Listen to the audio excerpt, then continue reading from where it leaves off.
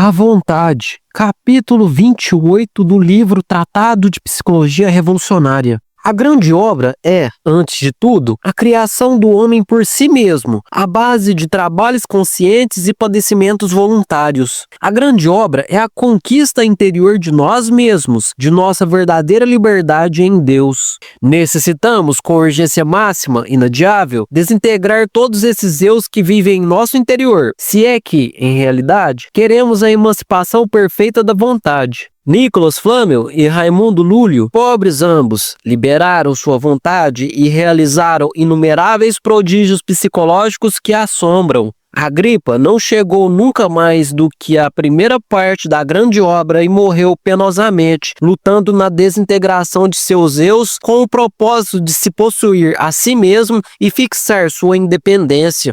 A emancipação perfeita da vontade assegura ao sábio o império absoluto sobre o fogo, o ar, a água e a terra. A muitos estudantes de psicologia contemporânea parecerá um exagero o que, em parágrafos acima, afirmamos com relação ao poder soberano da vontade emancipada. Não obstante, a Bíblia nos fala maravilhas sobre Moisés. Segundo Philon, Moisés era um iniciado nas terras dos faraós, às margens do Nilo, sacerdote de Osíris, primo do faraó, educado entre as colunas de Ísis, a mãe divina, e de Osíris, nosso pai que está em secreto. Moisés era descendente do patriarca Abraão, o grande mago caldeu, e do muito respeitável Isaac. Moisés, o homem que liberou o poder elétrico da vontade, possui o dom dos prodígios. Isto os sabem os divinos e os humanos. Assim está escrito. Tudo o que as Sagradas Escrituras dizem sobre esse caudilho hebreu é, certamente, extraordinário, portentoso.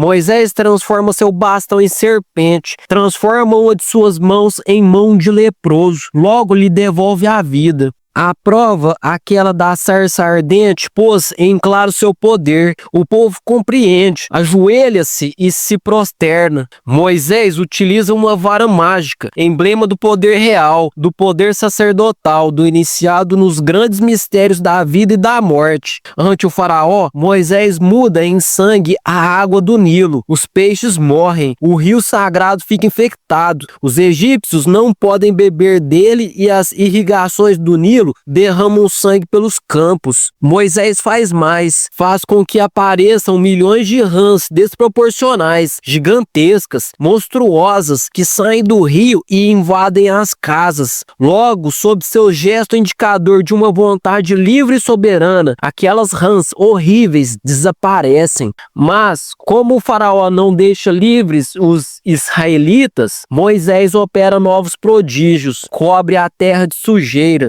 suscita nuvens de moscas asquerosas e imundas que, depois, se dá ao luxo de afastar, desencadeia a espantosa peste em todos os rebanhos, exceto os dos judeus morrem. Colhendo fuligem do forno, dizem as Sagradas Escrituras, atira-a ao ar e, caindo sobre os egípcios, causa-lhes pústulas e úlceras. Estendendo seu famoso bastão mágico, Moisés faz chover granizo do céu que, de forma inclemente, destrói e mata. Em continuação, faz estalar o raio flamígero, retumba o trovão aterrador e chove espantosamente. Logo, com um gesto, devolve a calma. Contudo, o faraó continua inflexível. Moisés, com um golpe tremendo de sua vara mágica, faz surgir, como que por encanto, nuvens de gafanhoto. Logo vem as trevas. Outro golpe com a vara e tudo retorna à ordem original. Muito conhecido é o final de todo aquele drama bíblico do Antigo Testamento. Intervém Jeová e faz morrer todos os primogênitos dos egípcios e ao faraó não lhe resta mais remédio que deixar ir os hebreus. Posteriormente, Moisés se serve de sua vara mágica para fender as águas do Mar Vermelho e atravessá-las a pé seco.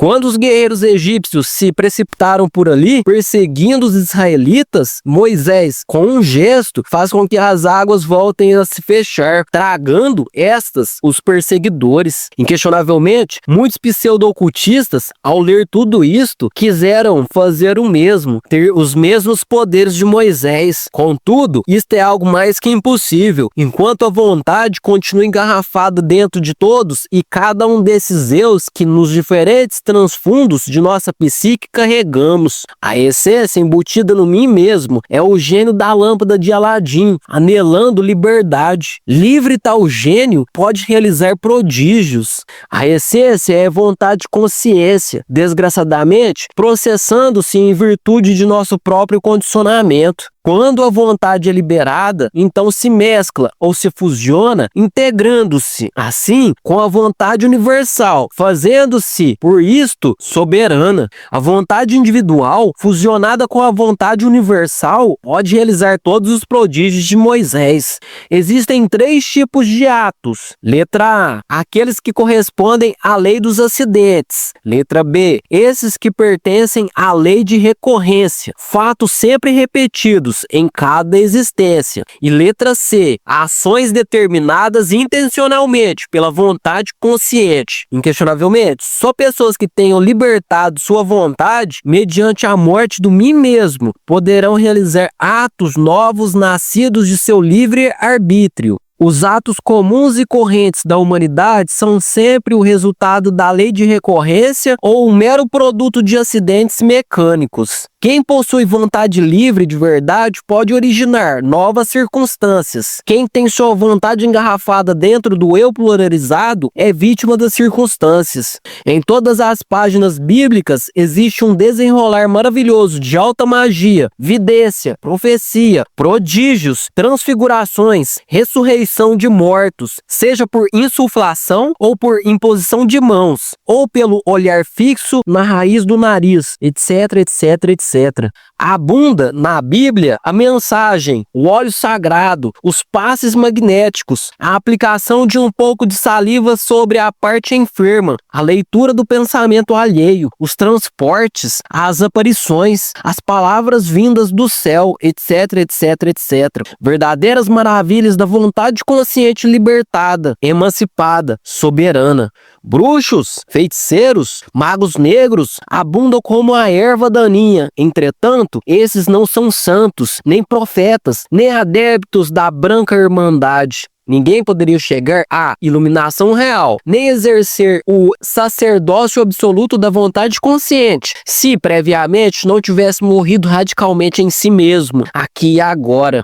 Muitas pessoas nos escrevem frequentemente, queixando-se de não possuir iluminação, pedindo poderes, exigindo-nos chaves que os convertam em magos, etc, etc, etc. Entretanto, nunca se interessaram por se auto-observar, por se autoconhecer, por desintegrar esses agregados psíquicos, esses eus dentro dos quais se encontra enfrascada a vontade, a essência. Pessoas assim, obviamente, estão condenadas ao fracasso. São pessoas que cobiçam as faculdades dos santos, porém, que de nenhuma maneira estão dispostas a morrer em si mesmas. Eliminar erros é algo mágico, maravilhoso de per si, que implica na rigorosa autoobservação psicológica. Exercer poderes é possível quando se libera radicalmente o poder maravilhoso da vontade. Desgraçadamente, como as pessoas têm a vontade enfrascada dentro de cada eu, obviamente, essa se encontra dividida em múltiplas vontades que se processam, cada uma em virtude de seu próprio condicionamento. Resulta claro compreender que cada eu possui, por tal causa, sua vontade inconsciente, particular. As inumeráveis vontades enfrascadas dentro dos eus se chocam entre si frequentemente, fazendo-nos, por tal motivo, impotentes, débeis, miseráveis, vítimas das circunstâncias e incapazes.